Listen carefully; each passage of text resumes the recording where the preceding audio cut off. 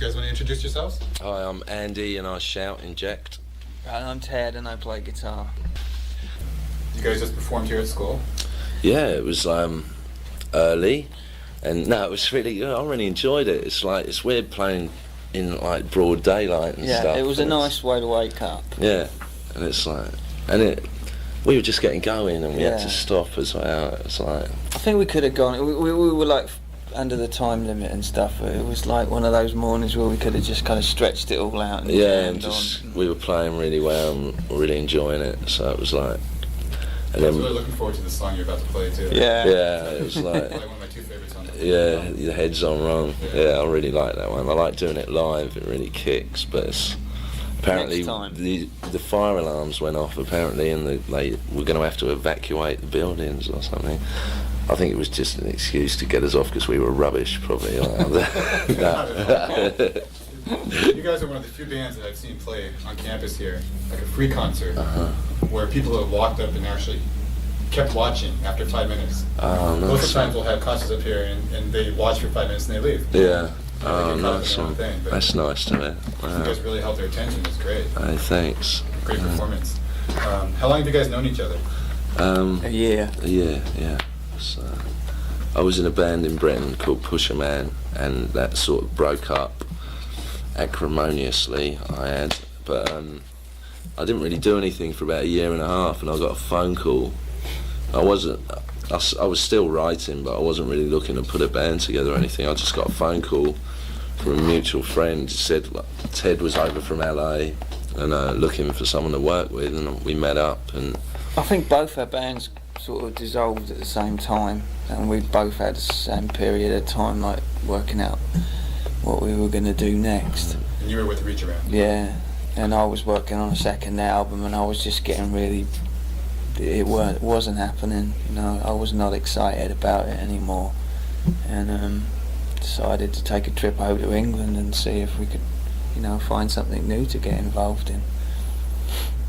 Yeah, it was a good decision. Yeah, we met up. You played me some ideas I really liked, and I came over to LA, and we wrote and recorded 10 songs in 10 days, and I think about 5 of them were on the album. Yeah, I think it was a great 10 days because I think both of us had probably built up such a kind of stock of stuff that we wanted to get out and hadn't really had an outlet for it. So, from the first day Andy got here, we got up in the morning and we just went for it. It was just like an outpouring of all these kind of ideas, and we got straight in the studio, and it was very easy. And after spending such a long time, at least in my band anyway, where it was just a struggle to get anything down, and then at the end of it I'd take it home and it was just something missing. It was great to have that ease.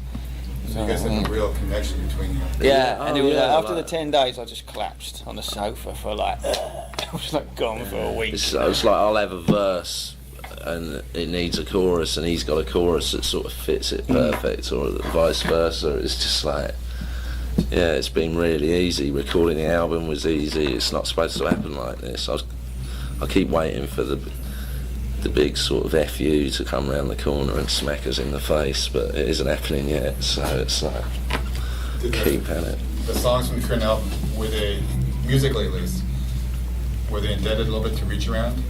Or were they I don't think so. Together? I think that what happened with me was that with Reach Around, I was just ready on a totally new direction. When I was doing that record, it was an album that came together really quick, and it was an odd situation for me, and when we finished promoting and touring and we went into work on a new record, I was like, I really want to take this somewhere else, and the rest of the band didn't, so I think carried on writing songs, and both Andy and I write songs, but for me anyway there was this whole part of it missing.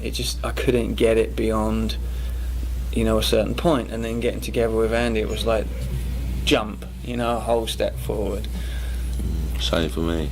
It was all the songs I was writing seemed to be missing something, and sort of Ted puts that bit in, really. it's nice to meet you. Yeah, thank you. You know, with Reach Around, I was never, you know, I feel awful saying it, but I was working with the guy I wrote with, and I realised that I wasn't really a fan.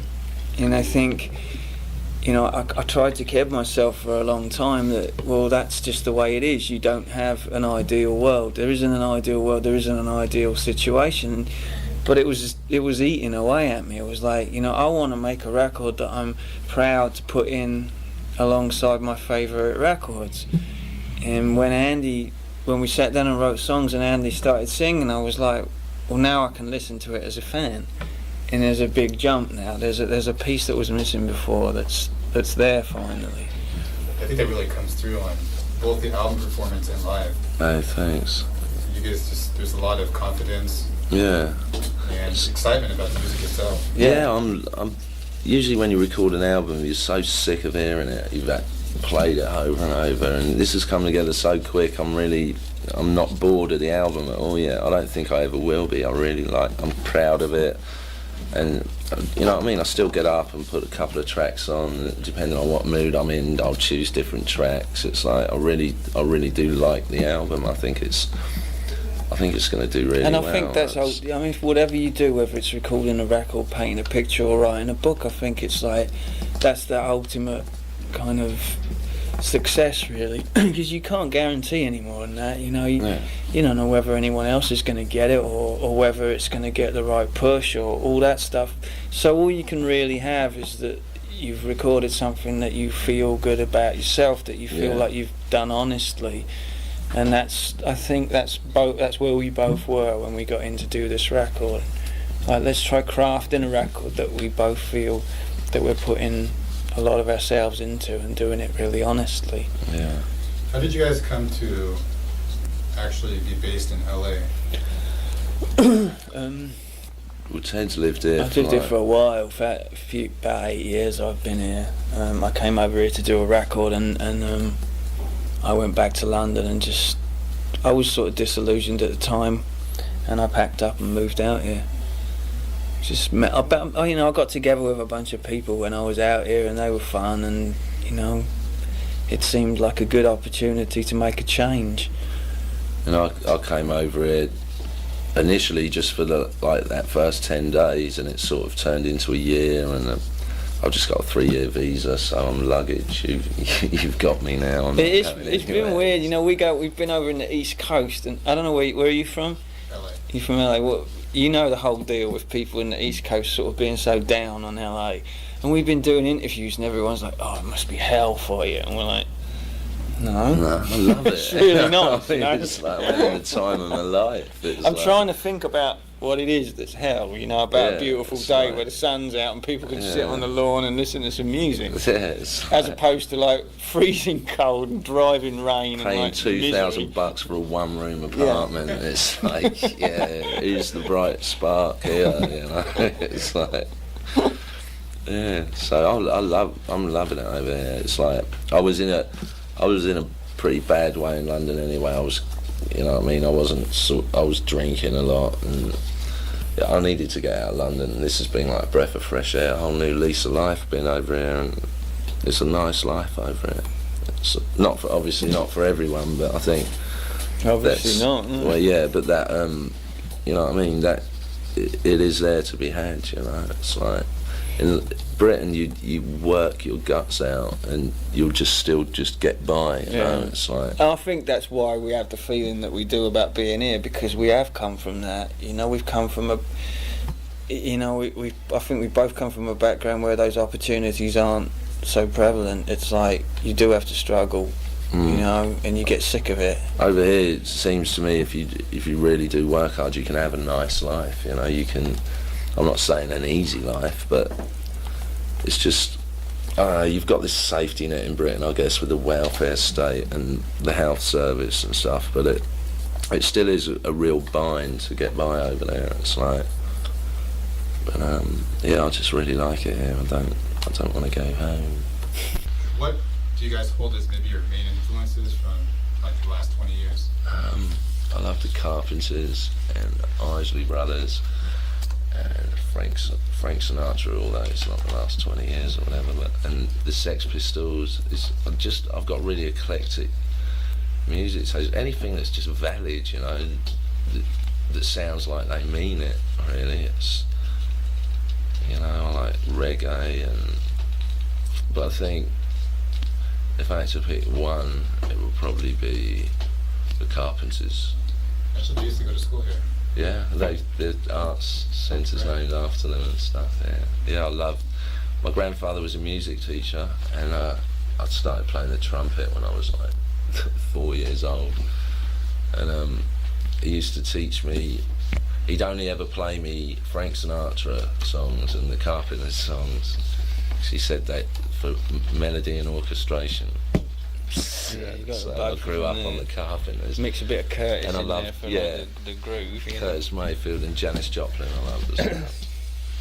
There's so much great stuff out, you know, that you don't get exposed, that doesn't get exposed on the radio. You know, there just doesn't seem to be enough exposure for so much great music. And if you dig in, I think, you know, Yeah. there's all told things that are great to listen to. I love it when someone turns me on to something I've never even heard of, you know, and it's like, wow. And the other thing that's cool is, like, you know, when you get into something that came out in 1950 or something, and it's like, because you never heard it before, it's totally fresh. You know?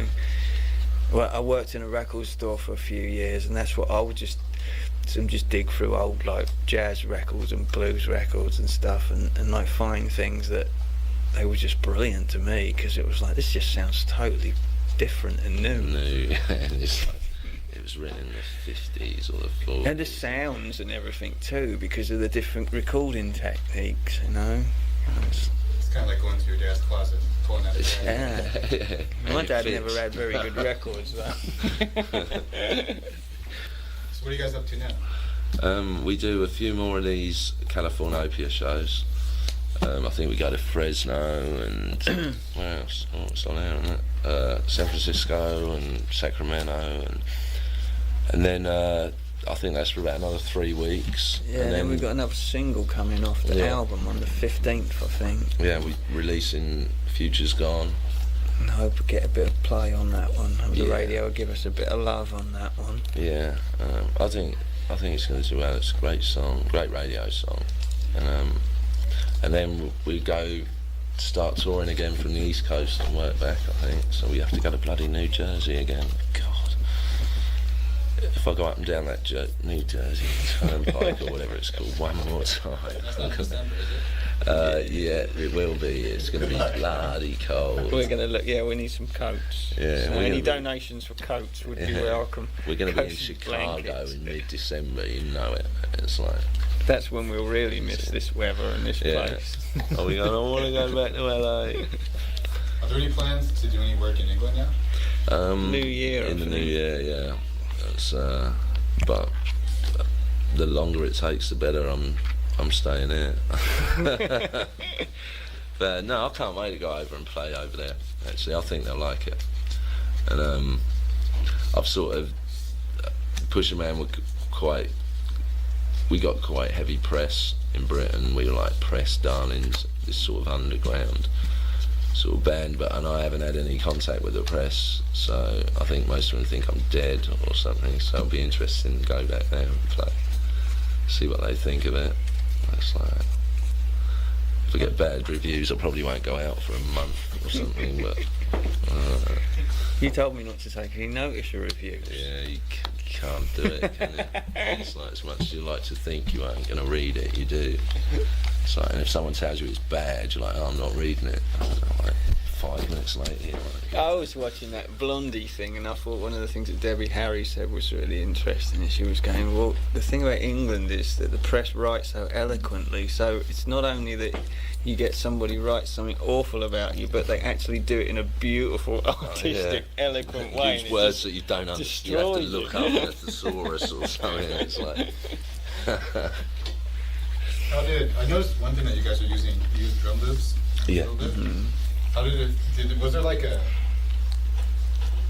feeling that you didn't want to use that at first, or is there like some kind of No, there was. I think like when we started writing the songs, and then when we first went into rehearsals with Jeff and CJ, it was I think like the second song we had like used loop. It was, we wrote it to a loop around at Ted's house. He had this little, what is it, that little digital studio thing, and we actually wrote it to this loop, so that was always going to be an issue in the bands. And it's like, I think the next album we're going to probably use even more. I think that's the thing that, you know, that goes back to like the Curtis Mayfield records and the Isley Brothers and things like that. That the groove is so important, you know, and I think a lot of rock bands tend to overlook that, you know, how when something moves right, it makes you feel good immediately, and then if the song's good on top of that, hopefully you got it, you know. And I can't stand all this like,